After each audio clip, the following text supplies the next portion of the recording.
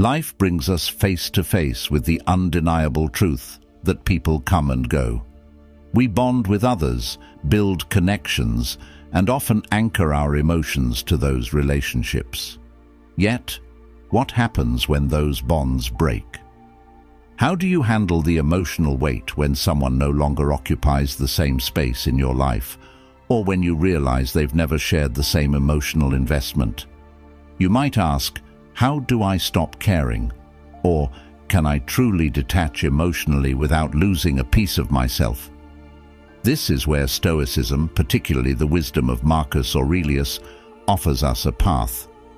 The Stoics were masters at understanding human emotions, not by avoiding them, but by learning how to balance their grip on our lives.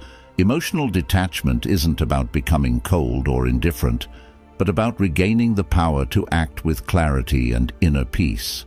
In this article, I'll guide you through 5 timeless Stoic rules on how to emotionally detach from someone, using Marcus Aurelius's wisdom as our beacon. This isn't just about theory, it's practical advice meant to reshape the way you engage with yourself and others. Rule 1. Understand the impermanence of life. Marcus Aurelius reminds us, everything we hear is an opinion, not a fact. Everything we see is a perspective, not the truth. When it comes to emotional attachments, we often cling to our personal perspective of someone, a narrative we create about their importance in our life. But the reality is, all relationships are transient. One moment you're close, the next they're gone, whether through distance, death, or the slow fade of intimacy. People leave. It may seem bleak, but this is the Stoics' first rule of detachment. Embrace impermanence. When you realize that no connection is permanent, you become more conscious of the present. Have you ever tried holding on to a handful of sand at the beach? The tighter you squeeze, the quicker it slips away. This is a natural law of life. The more we try to possess something or someone, the faster they fade. In my own experience, I had a friendship that spanned over 10 years. We shared everything, dreams, fears, late-night conversations, yet over time, things changed. As much as I resisted, the distance between us grew. The emotional investment I had made felt like a chain holding me to someone who no longer reciprocated the same connection. It wasn't until I accepted that the friendship had run its course that I could finally release that emotional weight. Marcus Aurelius would have advised the same. Accept that things will end, and you will suffer less when they do. Rule 2. Master your emotions through rational thought. There's a tendency to believe that emotions control us. You feel pain, sadness, and anger. Those reactions come naturally when you're emotionally attached to someone. But here's the hard truth. Emotions are not reality. They are a product of your thoughts, beliefs, and interpretations of events. Marcus Aurelius and the Stoics deeply believed in this principle. We are not at the mercy of our emotions. Our emotions are at the mercy of our thoughts. Marcus Aurelius taught us that the mind holds the power over how we respond to the world. You have power over your mind, not outside events. Realize this, and you will find strength, he wrote. Emotional detachment starts with realizing that your mind can govern your emotional state. Your thoughts about someone can ignite a storm of feelings, or they can pacify that same storm. Let's say you're going through a breakup. You're emotionally shattered, replaying conversations in your mind, over-analyzing every detail, asking, why did this happen? Or, how could they move on so easily? The Stoic response is to shift that focus. Instead of giving your emotions control, ask, what are the facts here? How can I think about this differently? You must choose thoughts that free you from emotional suffering, not thoughts that fuel it. Think about it for a moment. When something happens, when you argue with a loved one, feel ignored or are disappointed, what's the first thing you do? You interpret the situation and give it meaning. But it's not the event itself that causes emotional turmoil, it's the way you perceive it. Marcus Aurelius wrote, "The soul becomes dyed with the color of its thoughts," meaning your emotions are a direct result of your internal dialogue. Imagine you send a heartfelt text message to someone you care about, perhaps a friend, romantic partner, or family member. Hours go by, and there's no response. Immediately, your mind starts working overtime. Did I say something wrong? Are they mad at me? Do they not care about me? With every passing minute, the emotions build. First a slight concern, then frustration, maybe even anxiety or anger. But what's the truth of the situation? Is it the delay in their response that's causing your emotional storm, or is it your interpretation of their silence? The Stoic response is to challenge that automatic emotional reaction with rational thought. What are the facts? The fact is that they haven't responded. Everything beyond that is pure speculation. Instead of allowing your emotions to spiral out of control, you pause. You recognize that your feelings of anxiety or rejection are not rooted in reality, but in your own thoughts. Marcus Aurelius's advice: question your thoughts. Don't just accept them as truth. I once found myself in this very situation with a close friend. We had been discussing something important, and suddenly they stopped responding. At first, I thought nothing of it, but as the hours passed, I started to feel a creeping unease. Maybe they're upset with me, I thought. Maybe I said something wrong. By the time the night ended, I had convinced myself that the friendship was on the brink of collapse. My emotions were everywhere: worry, guilt, frustration. But when I stopped to examine what was actually happening, I realized something crucial. Nothing had happened. My friend had simply gotten busy. When I reached out calmly the next day, they responded without issue, completely unaware of the emotional storm I had put myself through. In a rare moment of clarity, I remembered Marcus Aurelius's words: "Focus on what's within your control, your thoughts, your actions, not the outcome or the person's feelings. By redirecting your mind, you will learn to release the emotional turmoil." If you're still watching, please like and comment below with a sign that you've noticed in your own relationships. Your insights might help others recognize similar patterns and foster healthier connections. Rule 3. Practice negative visualization. At first glance, negative visualization might seem like a strange or even counterproductive practice. Why would anyone want to deliberately imagine losing something or someone they care about? Doesn't that just add unnecessary stress? The truth is, this Stoic exercise, championed by Marcus Aurelius, is one of the most powerful tools to help you emotionally detach, not by hardening your heart, but by preparing your mind for life's inevitable losses. The idea is simple but profound. By imagining the worst-case scenario in advance, you lessen its emotional impact when or if it actually happens. This doesn't mean you become fatalistic or pessimistic. It means you're training yourself to accept reality as it is, rather than how you wish it would be. Marcus Aurelius wrote, "Do not disturb yourself by imagining the whole of your life's troubles at once. Rather, as each arises, meet it with calmness and self-control." In essence, negative visualization builds resilience. Imagine a person you're deeply attached to, a partner, a friend, a family member. Now, visualize your life without them. Picture them no longer in your day-to-day life. How does that feel? Uncomfortable, painful. That's exactly the point. The Stoics believed that by facing the emotional discomfort of loss in your mind, you reduce its power to devastate you in reality. I remember practicing this during a time when my best friend was considering moving overseas. We had been inseparable for years, and the thought of them being on the other side of the world filled me with dread. But rather than suppress that fear, I embraced it. Every day I'd imagine what life would be like without their presence. I pictured myself going about my routines, hanging out with other friends, and finding joy in new things. By the time they actually moved, I wasn't blindsided by grief or loneliness. The loss still stung, but I had already mentally rehearsed it, and that made all the difference. Another aspect of negative visualization is recognizing that loss is a natural part of life. Everything you cherish will one day be gone, either through separation, change, or death. This isn't meant to be a morbid thought, but a liberating one. When you stop expecting permanence, you stop feeling entitled to it. And when you stop feeling entitled to something, the fear of losing it diminishes. Take relationships, for example. Most of us, when we enter a relationship, assume it will last forever.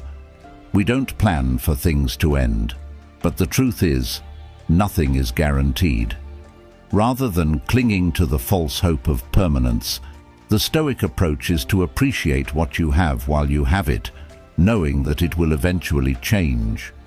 This shift in perspective can be incredibly freeing. I once had a relationship where I was constantly anxious about it ending. The thought of losing that person consumed me. But when I started practicing negative visualization, I stopped obsessing over trying to control the outcome. I imagined life after the relationship, and although it was painful to consider, it reminded me to be grateful for the present moment. When the relationship did eventually end, I found myself more prepared than I ever thought I'd be. The real gift of negative visualization is that it strengthens your inner resilience. By repeatedly imagining worst-case scenarios, you develop an inner stability that can't be easily shaken by life's changes. You learn that no matter what happens, you will be okay. And that's the ultimate form of emotional detachment, not from life, but from the illusion that you need things to stay the same in order to be happy. Rule 4. Focus on what you can control. One of the core teachings of Stoicism, and one of the most empowering realizations you can embrace, is that there are things within your control and there are things outside of your control. When it comes to emotionally detaching from someone, this distinction becomes absolutely crucial. Why? Because so much of the pain we feel in relationships stems from our desire to control things that we simply can't. Marcus Aurelius, in his Meditations, repeatedly emphasizes the need to focus only on what is within our control, our thoughts, actions, and responses. Everything else, other people's behavior, the outcomes of situations, the passing of time, is outside of our control. The more you try to control what's outside your influence, the more you will suffer. Emotional detachment, then, is not about coldly distancing yourself from others, but rather about letting go of your attachment to outcomes you cannot dictate.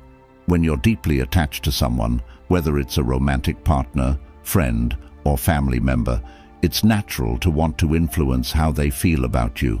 You want them to care about you in the same way you care about them. But the harsh truth is that you can't control their emotions. You can't make someone love you, appreciate you, or treat you the way you deserve. The only thing you can control is how you respond to their actions. Take a moment to reflect on a time when you tried to influence someone's feelings or behavior. Maybe you bent over backward to win someone's affection, or you exhausted yourself trying to prove your worth to a friend who never seemed to truly value you. How did that feel? Likely, it left you feeling frustrated, anxious, and powerless because you were chasing something beyond your control. In my own experience, I was once in a relationship where I felt like I was constantly trying to keep things together. No matter how much effort I put into planning dates, sending thoughtful messages, or being emotionally available, it felt like I was always one step behind. They would pull away, and I would try harder. It was a cycle of endless anxiety because I was trying to control how they felt about me. When I finally started embracing the Stoic principle of focusing only on what I could control, my own actions and self-worth, I began to let go of the anxiety. I realized I couldn't make them love me more or treat me better. All I could control was my response, and in that moment, I chose to detach. The relief that came from letting go of that emotional burden was immense. One of the most liberating things you can do for yourself is to embrace emotional autonomy. The idea that your happiness, peace, and emotional stability are not dependent on someone else's behavior or feelings. When you place your emotional well-being in someone else's hands, you give away your power.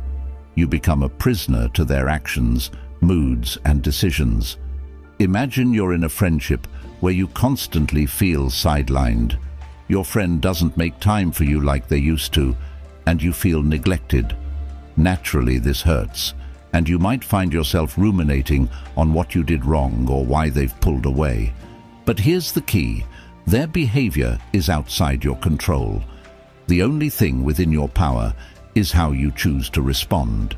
Do you want to spend your energy chasing after someone who doesn't value you, or focus on nurturing the relationships and activities that bring you joy and fulfillment? When you shift your attention to what you can control, your own emotional state, you begin to reclaim your power. You no longer wait for someone else's validation or attention to feel whole. Instead, you create your own emotional equilibrium, independent of external circumstances. In my own life, I've had friendships where I realized I was giving too much power to how the other person treated me.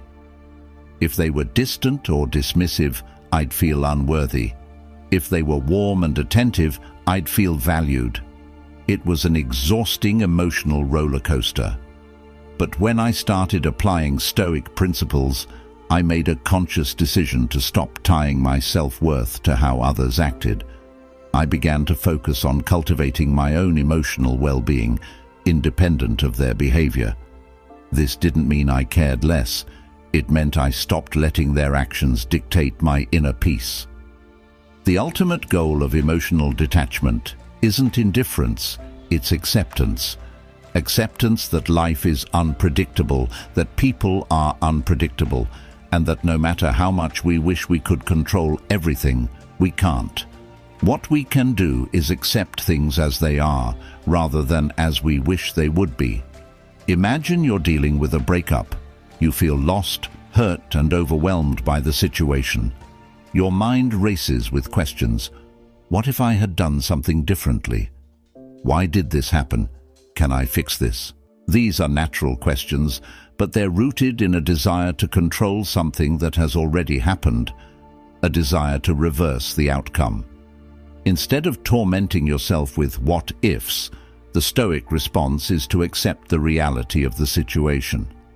Marcus Aurelius writes, "The impediment to action advances action. What stands in the way becomes the way."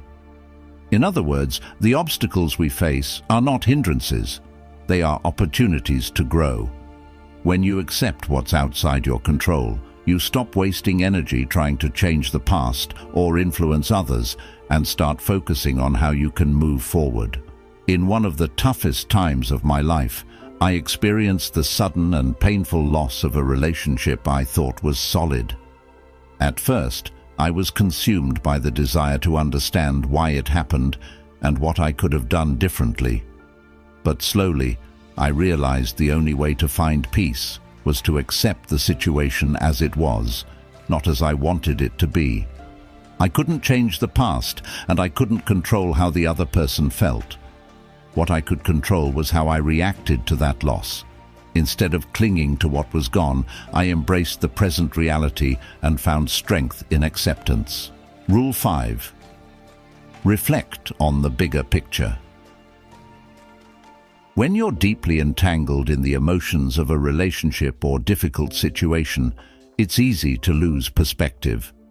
Stoic philosophy, especially through the teachings of Marcus Aurelius, encourages us to take a step back and reflect on the grander scheme of things. Aurelius often emphasized that our troubles, fears, and desires are mere fleeting moments in the vastness of time.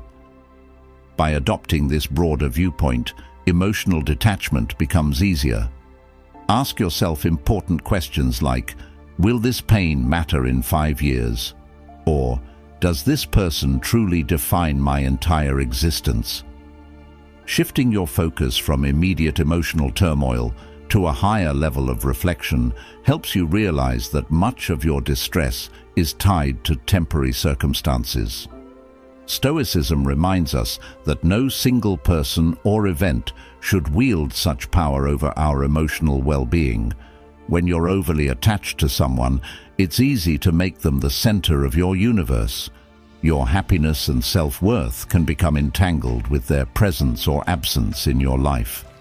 But stepping back and seeing the bigger picture reminds you that life is ever-changing, and relationships, however intense, are just one part of your journey. You are a complete individual with your own path and experiences. In the heat of a breakup or emotional conflict, it may be challenging to grasp this perspective. But reflecting on the larger scope of your life helps you understand that you've survived emotional storms before. Life moved on, and so did you. Think back to previous relationships or moments when you thought your world was falling apart. Those wounds healed, and you became stronger and wiser.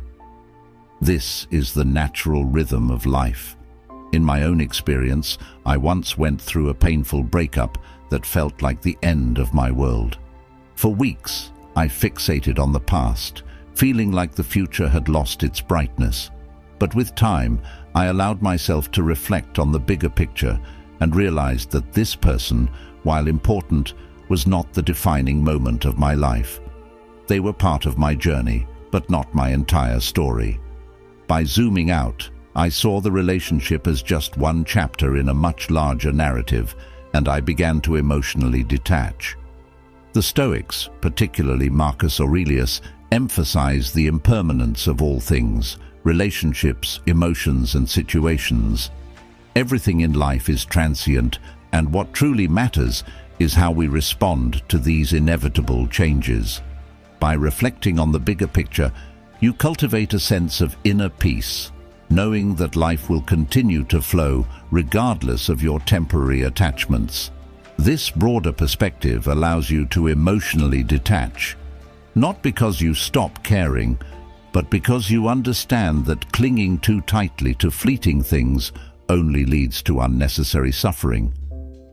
Emotional detachment is not about apathy, it's about understanding that life is much larger than any single person, relationship, or moment of pain.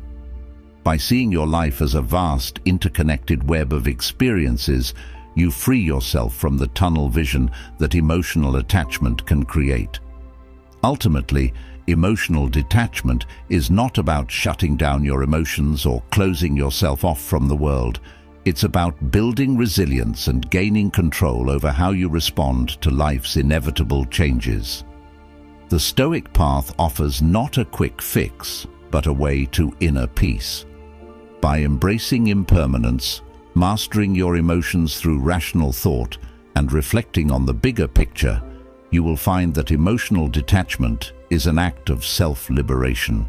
So the next time you feel yourself gripping too tightly to someone or something, ask yourself, do I control my emotions or do they control me? Emotional freedom awaits those who dare to let go.